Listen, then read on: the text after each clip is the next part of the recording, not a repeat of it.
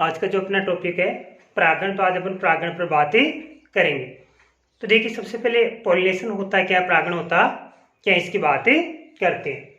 तो परागण होता क्या है, तो ये जो पुष्प होता है, तो पुष्प के दो भाग हो जाते हैं जनन की दृष्टि से, पुंमंग और जायान। अब ये जो परागकोश होता है, बात हुई थी अपने परागकोश में जो परागकण है उनका निर्माण होता है। तो जो परागकोश है, तो परागकोश से परागकणों का वर्तिकाग्र तक पहुंचने की जो प्रक्रिया है उसको अपन परागण कहते हैं। यानी परागकण है कहाँ पर, परागकोश में। अभी किसी भी कारक द्वारा कहाँ तक पहुंचेंगे, वर्तिकाग्र तक पहुंचेंगे। तो यहां से यानी परागकोश से परागकण का वर्तिकाग्र तक पहुंचने की प्रक्रिया, इसको अपन परागण कहते हैं, पॉलिनेशन कहते हैं। अब जो परागण है तो वो दो प्रकार के हो जाते हैं। एक तो हो जाएगा अपने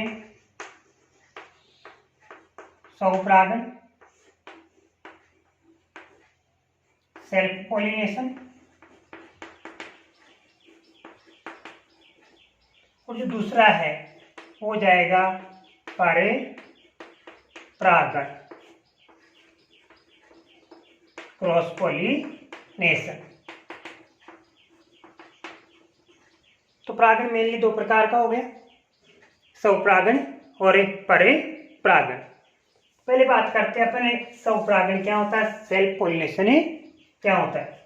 देखिए, एक ही पौधा है और इस पौधे पर मान लेते हैं ये जो पुष्प हैं वो लगे हुए हैं। अब यदि एक पुष्प के परागकण, मान लीजिए इस पुष्प के परागकण और इसी पुष्प की वर्तिकाग्र तक पहुंच जाए, तो पुष्प कितना रहा, एक रहा। तो उसी एक ही पुष्प में परागकण पुष्प की वर्तिकाग्र तक पहुंच गए, तो ये क्या है, स्वपरागण है। दूसरी बात देखिए, इस पुष्प में परागकण परागकोश से निकले और ये दूसरा जो पुष्प है इसी पौधे का दूसरा पुष्प वहां तक पहुंच गए, तो भी पौधा तो क्या है, एक ही है। तो एक ही पादप में जो परागण की प्रक्रिया संपन्न होती है अलग अलग पुष्पों में या एक ही पुष्प में, तब उसे अपन क्या कहते हैं, स्वपरागण कहते हैं। तो ये दोनों स्थितियों में स्वपरागण की प्रक्रिया जो है वो मानी जाएगी। इसके आधार पर जो स्वपरागण है वो भी दो प्रकार का हो जाएगा। अब कौन कौन सा हो जाएगा स्वपरागण दो प्रकार का, पहला है इसमें स्वयुग्मन, स्वयुग्मन ऑटोगेमी।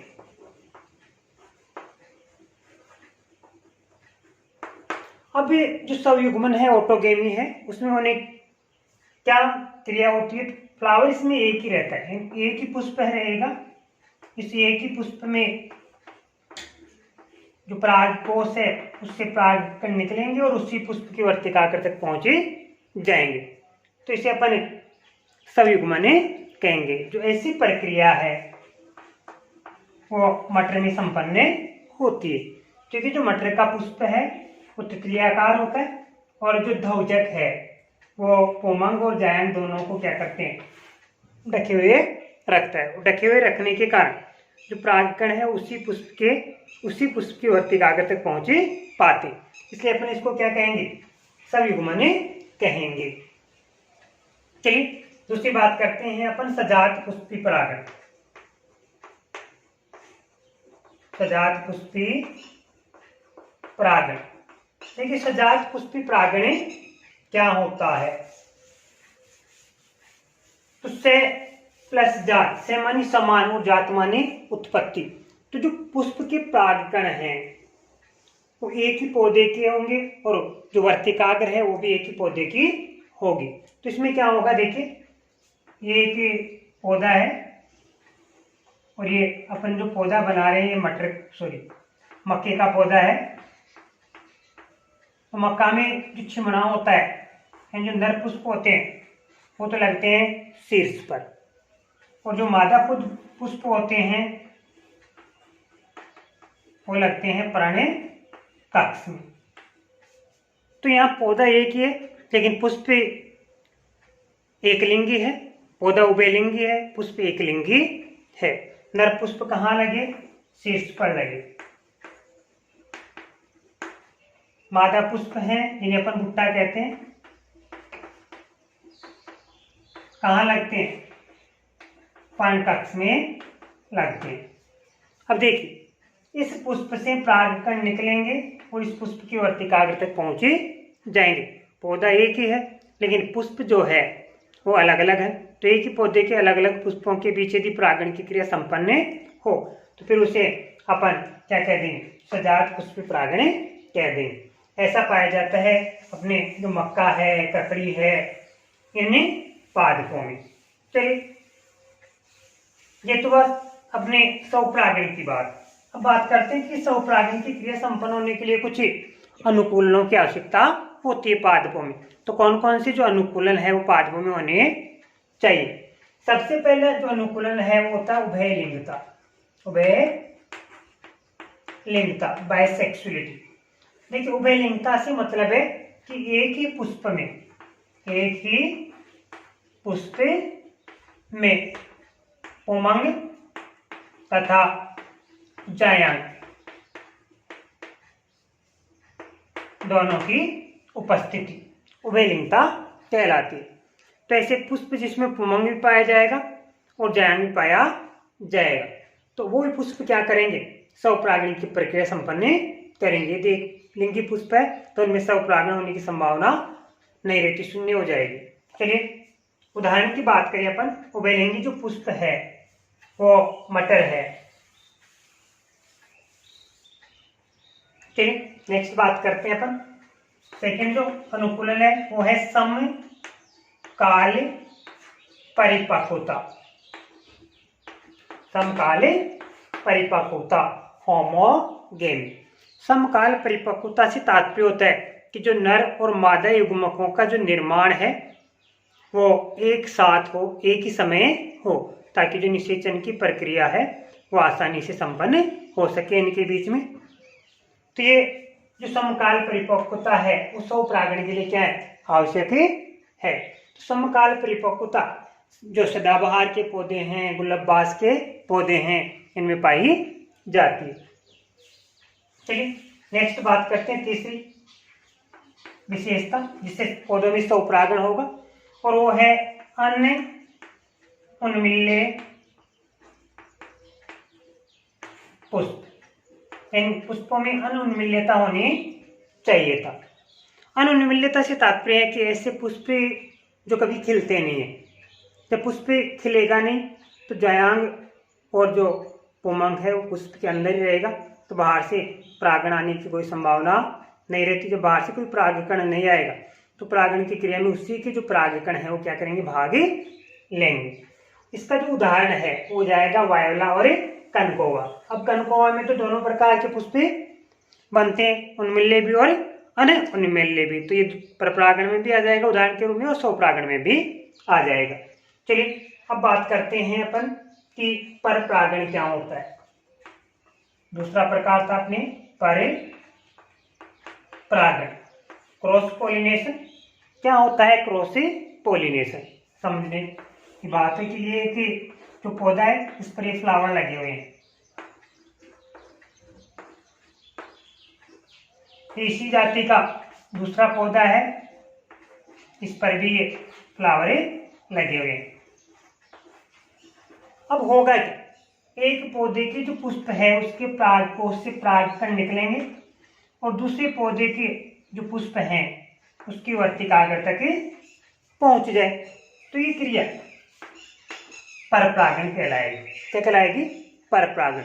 तो एक पौधे पर उपस्थित पुष्पों के परागकोश से परागकणों का दूसरे पौधे के पुष्पों की वर्तिकाग्र तक, दूसरे पौधे के पुष्पों की वर्तिकाग्र तक पहुंचने की प्रक्रिया क्या कहलाती है? परपरागण कहलाती है। तो अपन कहेंगे एक पौधे के पुष्प के परागकोश से परागकणों का दूसरे पौधे के पुष्प की वर्तिकाग्र तक पहुंचने की प्रक्रिया परपरागण कहलाती है।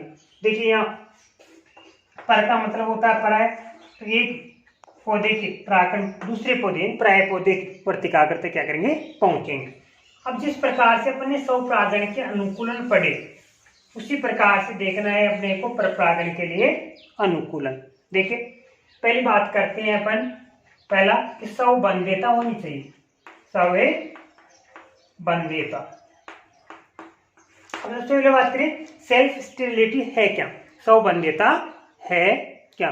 तो देखिए स्वबंध्यता से मतलब है कि एक पुष्प के परागकणों का उसी पादप के या उसी पुष्प की जो वर्तिकाग्र होती है उस पर अंकुरित होने की क्षमता नहीं होना, क्या कहलाएगी, स्वबंध्यता कहलाएगी। इसका मतलब उस पौधे के परागकण उस पौधे के पुष्पों की वर्तिकाग्र पर क्या नहीं होंगे, अंकुरित नहीं होंगे। जब अंकुरित नहीं हुए तो किसी दूसरे पौधे के परागकण उस पौधे के पुष्पों की वर्तिकाग्र तक पहुंचेंगे और वो अंकुरित होकर क्या करेंगे, निषेचन की प्रक्रिया संपन्न करेंगे। इसका मतलब उस पौधे के परागकण स्वयं के लिए क्या हो गए, अनुपयोगी हो गए, बंधे हो गए, इसलिए इसको कहेंगे स्वबंध्यता। तो जो स्वबंध्यता है वो पाई जाती है अपनी राखी बेल में और अंगूर में। किसमें पाई जाएगी, राखी बेल और अंगूर में। चलिए दूसरी बात करते हैं अपन एकलिंगता, मोनोसेक्सुअलिटी। एकलिंगता क्या है, देखिए कुछ जो पौधे होते हैं उनमें एकलिंगता एक विशेष लक्षण के रूप में पाई जाती है, जो इनमें परपरागण के लिए काफी अच्छा अनुकूलन होता है। एकलिंगता से मतलब है कि पुष्प में या तो पुमंग पाया जाएगा या फिर जायांग पाया जाएगा। तो या तो पुमंग होगा या जायांग, तो उभयलिंगी पौधा नहीं है तो स्वपरागण होने का संभावना नहीं है, तो उनमें क्या होना है, केवल फिर परपरागण की प्रक्रिया संपन्न होनी है। तो ऐसी जो प्रक्रिया है वो पाई जाएगी लौकी में, तुरही में। बात करते हैं भिन्न काल परिपक्वता, नंबर 3 भिन्न काल परिपक्वता। देखो गेम, तो भिन्न काल परिपक्वता से मतलब क्या है, देखिए एक पुष्प है जिसमें पुमंग भी है और जायांग भी है। पुमंग में जो नरयुग्मक है पुंकेसर, उनका निर्माण हो रहा है। जायांग जो मादा युग्मक है अंडकोशिका, उसका भ्रूण कोश में निर्माण हो रहा है, लेकिन निर्माण की जो प्रक्रिया है उसका जो समय है वो अलग अलग है। या तो नरयुग्मक पहले परिपक्व हो जाएंगे या फिर मादा युग्मक पहले परिपक्व हो जाएंगे, दोनों साथ में परिपक्व नहीं होंगे। और जब साथ में परिपक्व नहीं होंगे तो जो निषेचन की प्रक्रिया है वो क्या संपन्न नहीं हो सकती। अब ये बात हुई कि अपने या तो पुंकेसर पहले परिपक्व होगा या फिर स्त्री केसर पहले परिपक्व होगा। तो यदि पुंकेसर पहले परिपक्व हो तो उसको कहते हैं पुनःपूर्वता, पुनःपूर्वता प्रोटेंडे। पुनःपूर्वता में क्या होता है कि इसमें जो परागकण है, क्या कहें, जो पुंकेसर उसका विकास पहले हो जाता है, परागकण पहले परिपक्व हो जाता है, जबकि जो मादा युग्मकोद है उसका विकास बाद में होता है, काफी समय बाद, जिसके कारण क्या नहीं कर सकते, स्वपरागण नहीं कर सकते। तो पुनःपूर्वता पाई जाती है अपने गुड़हल में और कपास में, गुड़हल और कपास में। ये जो है वो मालवेसी कुल के क्या होते हैं, पौधे होते हैं। दूसरी बात करेंगे अपन इसी में स्त्री पुरुषता। देखिए स्त्री पुरुषता से मतलब क्या है, प्रोटेंडोगेमी। स्त्री पुरुषता से मतलब क्या है, स्त्री पुरुषता से मतलब है कि जो जायांग है वो पहले परिपक्व हो जाएगा और जो पुमंग है वो बाद में परिपक्व होंगे। तो जायांग पहले परिपक्व हो जाए तो क्या कहलाएगा, स्त्री पुरुषता कहलाएगा। ऐसा जो बरगद है, बरगद का पौधा, उसमें पाया जाता है। इसके अलावा जो चंपा है, इसी चंपा के पौधे में ये प्रक्रिया जो है वो देखने को मिलती है। चलिए नेक्स्ट बात करते हैं अपन हरकोगेम। हरकोगेम, हरकोगेमी से तात्पर्य क्या है,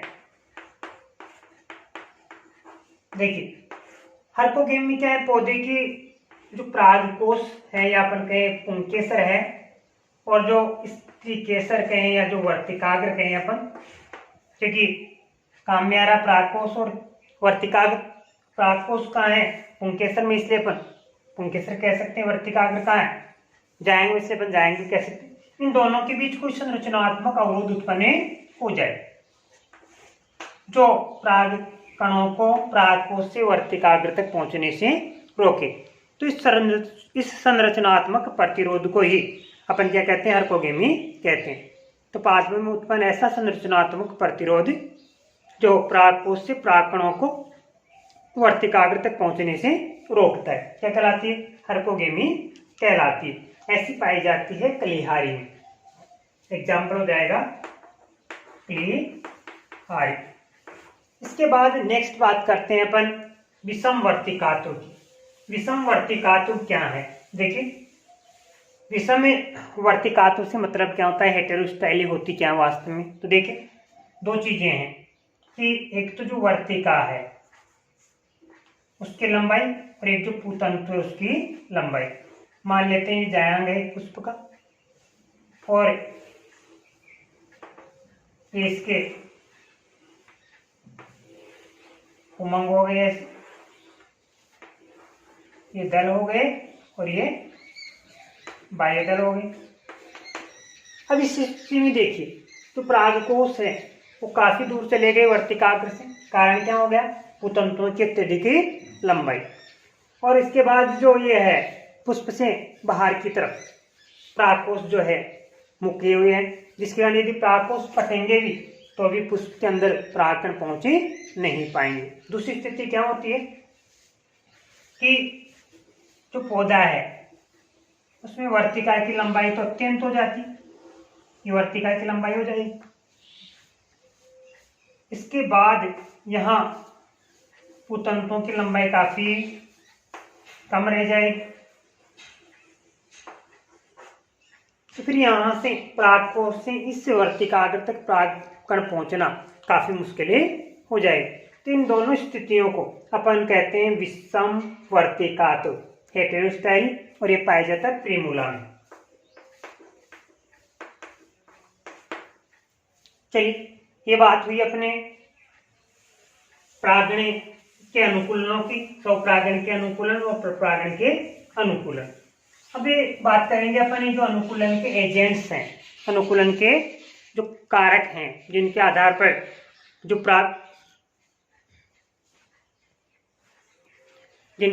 परागण की क्रिया है वो संपन्न होगी। कि किस प्रकार का अनुकूलन है, तो किस प्रकार के कारक, किस प्रकार के एजेंट इसमें परागण की क्रिया करवा सकते हैं। तो परागण की जो प्रक्रिया है जिन कारकों के आधार पर करवाई जाती है उसी के आधार पर परागण को नाम दे दिया जाता है। तो बात करेंगे कि परागकारी कारकों के आधार पर परागण की जो क्रिया है उसमें कौन कौन से परागण हो सकता है। सबसे पहले अपन बात करते हैं वायु परागण की। वायु परागण, अब एनेमोफिली यानी वायु परागण की जो प्रक्रिया है वो होती क्या है और किस प्रकार संपन्न होती। तो देखिए जब परागकोश से परागकण वायु के माध्यम से कहाँ तक पहुंच जाए, वर्तिकाग्र तक ही पहुंच जाए, तो इसे अपन क्या कहते हैं, वायु परागण कहते हैं। कि मान ले कि ये पुष्प है और घास के पुष्प की बात करें, पुष्पक्रम बना दिया मैंने, ये पुष्पक्रम हो गए और एक पुष्प बनाए अपन ऐसे, तो ये घास का क्या हो जाएगा, पुष्प हो जाएगा मान लो। और इसमें ये परागकोश है और परागकोश में क्या बने, परागकण बने। और ये परागकण जो है उनकी कुछ विशेषता होगी कि हल्के होंगे, शुष्क होंगे, कुछ रोएदार होंगे। तो इसी वजह से ये वायु के साथ आसानी से उड़कर एक जो पौधा है उसकी वर्तिकाग्र तक पहुंची जाएगी। तो इनकी जो वर्तिकाग्र ऐसे पौधों की या तो बुशनुमा होगी या फिर जो इस पर रोए पाए जाएंगे, रोम पाए जाएंगे, जिनमें इन परागकणों को क्या कर लिया जाएगा, ग्रहण कर लिया जाएगा। तो अपने कहे कि जब परागण की क्रिया वायु के माध्यम से संपन्न हो तो उसे क्या कहते हैं, अपन वायु परागण कहते हैं। तो जो वायु परागण है वो घास में पाया जाता है मेनली, और जो ब्रुश के समान जो वर्तिकाग्र है वो टाइफा में पाई जाती है। अब बात करें अपन की जो वायु परागण है उन पुष्पों की विशेषता क्या होती है। तो जो वायु परागित पुष्प होते हैं, पहली बात अनाकर्षक होते हैं, छोटे होते हैं, मकरंद विहीन होते हैं, दलों में बात करें अपन तो रंग का अभाव होता है, दल सामान्यतः रंगहीन होते हैं। यदि परागकणों की विशेषता की बात करें वायु परागित पुष्पों के परागकणों की, तो परागकण सूक्ष्म होंगे, असंख्य होंगे, छोटे होंगे और रोएदार होंगे। चलिए नेक्स्ट बात करते हैं अपन वायु परागण के बाद जल परागण। देखिए जल परागण, जल परागण से तात्पर्य क्या है कि जो परागण की जो प्रक्रिया है वो जल के माध्यम से संपन्न हो, तो इसे अपन जल परागण कहते हैं। इंग्लिश में इसको कहेंगे हाइड्रोफिली, हाइड्रोफिली। तो परागण की जो प्रक्रिया है वो जल के माध्यम से क्या होगी, संपन्न होगी। अब जल में जो पादप उपस्थित होते हैं वो दो प्रकार के पादप होते हैं। वैसे तो पादपों को 3 श्रेणियों में अपन बांट सकते हैं। जल निगमन पौधे हैं, जल की सतह पर उपस्थित पौधे हैं जिनके पुष्प जल की सतह पर हों, और जिनके पुष्प जल की सतह से ऊपर यानी वायु में हो। तो सबसे पहले अपन यहाँ 2 प्रकार का जो वायु परागण है वो देखेंगे कि प्रत्येक जलीय पौधे में यहाँ अपन जल परागण देखेंगे कि प्रत्येक जो पौधा है उसमें जो जल परागण है वो संपन्न नहीं हो सकता। जैसे कमल है तो उसमें जो पुष्प है कहाँ आ जाएंगे, जल के ऊपर आ जाएंगे, तो उसमें या तो फिर कीट परागण संपन्न होगा या फिर वायु परागण संपन्न होगा, जल परागण संपन्न नहीं होगा। तो प्रत्येक जलीय पौधे में जल परागण संपन्न नहीं होता है। तो जिसके पुष्प जल के अंदर रहेंगे या जल की सतह पर रहेंगे उसी में जल परागण की प्रक्रिया संपन्न हो पाएगी। और ऐसे पौधे जिनके जो पुष्प हैं वो जल की सतह से ऊपर हैं तो उनमें जल परागण नहीं होगी, या तो वायु परागण होगा या फिर कीट परागण होगा। अब जो पौधा है वो जल में डूबा हुआ है या जल के अंदर है, इसके आधार पर जल परागण भी 2 प्रकार का हो जाएगा। पहला हो जाएगा अधोजल परागण। अधोजल परागण, अधो का मतलब क्या होता है, हाइड्रोफिली। अधो का मतलब क्या होता है, अधो का मतलब होता है जब पौधा जल के अंदर पूर्णतः डूबा हुआ हो। तो जल के अंदर पूर्णतः पौधा डूबा हुआ है, जैसे मान लीजिए जल है और जल के अंदर पौधा डूबा हुआ है, यहाँ जलीय पौधा है और ये इसके पुष्प हैं, तो यहीं पर जल में परागकण मुक्त होंगे और जल में वर्तिकाग्र तो वहां तक पहुंचे जाएंगे। तो जल के अंदर ही प्रक्रिया क्या हो जाएगी, संपन्न हो जाएगी। तो फिर से क्या कहेंगे अपन, अधोजल परागण कहेंगे। जो अधोजल परागण की प्रक्रिया है वो नाजास है, जोस्टेरा है, ऐसे पादपों में जो है वो संपन्न होती है। चलिए नेक्स्ट बात करते हैं अपन अधिजल परागण। देखिए जल परागण में पहला था अधोजल परागण।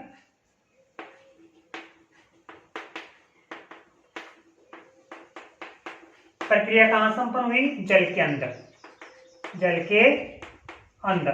दूसरा है अधिजल परागण, तो प्रक्रिया सब संपन्न होगी जल की सतह पर, जल की सतह पर। यानी जो पौधे हैं उनके जो पुष्प हैं वो परागण की क्रिया के लिए कहाँ आएंगे, जल की सतह पर आएंगे। और जो जल बहेगा तो बहते हुए जल में जो परागकण हैं उसके साथ बहते रहेंगे और कहाँ तक पहुंच जाएंगे, वर्तिकाग्र तक पहुंचे जाएंगे। ऐसा पाया जाएगा बेलिस्नेरिया में। चलिए नेक्स्ट बात करते हैं अपन कीट परागण, एंटमोफिली। कीट परागण क्या होता है, तो देखिए जब परागण की प्रक्रिया कीटों की सहायता से संपन्न की जाती है तो इसे अपन कीट परागण कहते हैं। तो कीट परागित जो पुष्प होते हैं वो काफी चटकीले रंग वाले होते हैं। इनमें मकरंद ग्रंथियां पाई जाती है जो मकरंद का स्त्रावण करती है। और जो कीट है वो मकरंद प्राप्त करने के लिए, मकरंद खाने के लिए कहाँ तक पहुंच जाएंगे, पुष्पों तक पहुंचे जाएंगे। और इनके जो परागकण हैं वो सूक्ष्म होने के साथ साथ, असंख्य होने के साथ साथ चिपचिपे होते हैं, जिसके कारण कीट के जो देह भित्ति होती है, चाहे उसके पैर हो चाहे उसकी देह हो, उससे चिपके जाते हैं। और जब यही कीट दूसरे पौधे में मकरंद ग्रहण करने के लिए जाता है तो उसकी वर्तिकाग्र पर छूट जाती है। तो कीट के माध्यम से संपन्न होने वाला जो परागण है उसको अपन कह देंगे कीट परागण। जो अपने सरसों वगैरह है उनमें क्या होता है, कीट परागण की जो प्रक्रिया है वो संपन्न होती है। फिर बात करते हैं अपन पक्षी परागण। देखिए कुछ पौधे ऐसे हैं जिनमें परागण की जो प्रक्रिया है वो पक्षियों द्वारा संपन्न करवाई जाती। तो ये इनके पुष्प या तो पैलेनुमा होते हैं या फिर कीपाकार होते हैं, जिनमें जो पक्षी है वो अपनी चोंच डालते हैं मकरंद प्राप्त करने के लिए। चोंच से परागकण चिपक जाते हैं और ये जो परागकण हैं और जब दूसरे पुष्प में मकरंद ग्रहण करने के लिए पक्षी चोंच डालेगा तो उसके वर्तिकाग्र पर छूटे जाते हैं। तो इसको अपन क्या कह दें, पक्षी परागण कह देंगे। जो पक्षी परागण की प्रक्रिया है वो पाई जाती है अपने तंबाकू में, सेब, मल में, प्लास में।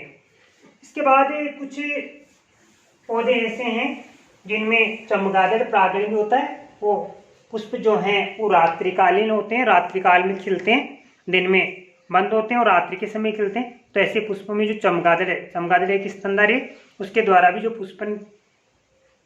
पुष्प जब खिलेगा तो उस समय क्या करवाई जाती है, इसमें परागण की क्रिया संपन्न करवाई जाती है। तो पाया जाता है कदम्ब में, कचनार में और बालम में, खीरा में। इसके बाद जो घोंगा है उसके द्वारा भी परागण करवाया जा सकता है। कुछ सरफरक्स और आर्किड्स में ऐसा पाया जाता है। और ये कुछ पौधों में बात करें अपन, जैसे गुलमोहर है, सेमल है, तो इनमें जो गिलहरी है वो भी क्या करवा सकती है, परागण की प्रक्रिया संपन्न करवा सकती है।